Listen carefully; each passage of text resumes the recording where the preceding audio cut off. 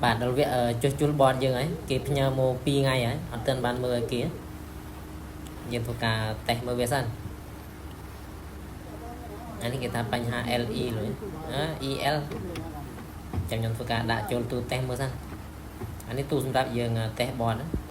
អូខេខ្ញុំធ្វើការដុតចេះភ្លើងហើយយើងតេះមើលវាចុចបើនេះគេថាចុចបើពុកគឺ error el នោះបញ្ហា el នេះយើងចុច reset វាមើលសិននេះគេថានៅពេលដែលយើងចុចបើបេតុងបើ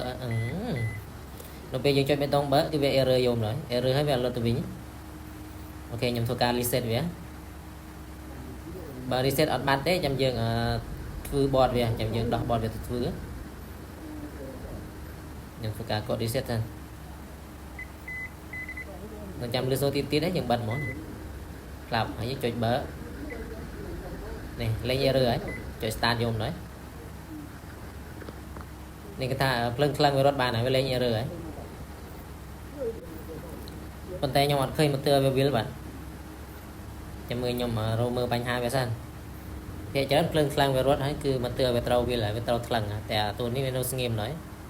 ចាំខ្ញុំរកមើលបញ្ហាវាសិនអូខេរួចរាល់ហើយយើងតេស្តមើលថាថ្មីបាទដោយសារខ្ញុំអត់បានដុតស្នាប់មកទើខាងក្រោមវាដោយសារអាទូនេះទូសម្រាប់តេស្តទៅយើងដកទៅម៉ូផ្លេចដតយើងតេស្តវាថាថ្មីបាទនេះគេថានៅពេលខ្លាំងមកទើវាវិលហើយតែប៉ុណ្ណេះអាចប្រើបានហើយយើងអត់ចាំបាច់ធ្វើបតទេបាទសម្រាប់បតមួយនេះសម្រាប់បតមួយនេះយើងអត់ធ្វើបតវាទេយើងធ្វើការចុច reset ទៅវាប្រើបានវិញហើយអូខេខ្ញុំធ្វើការចុចបិទហើយ test spin ម្ដងបាទ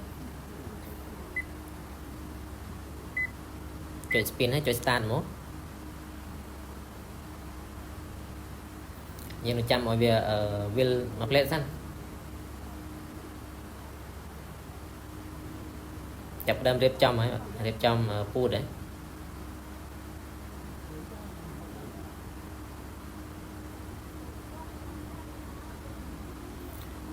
ភាគច្រើនទៅបញ្ហា el វា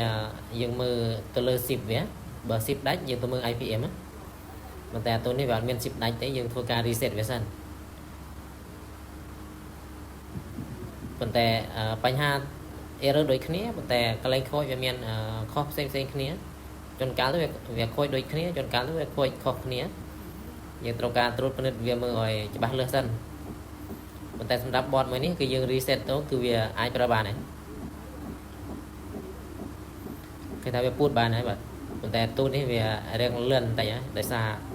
អត់មានទូសម្រាប់ប្រើទេទូសម្រាប់យើងទូសម្រាប់តេស្តបតយើងអត់បាច់ចាំឲ្យវាល្អ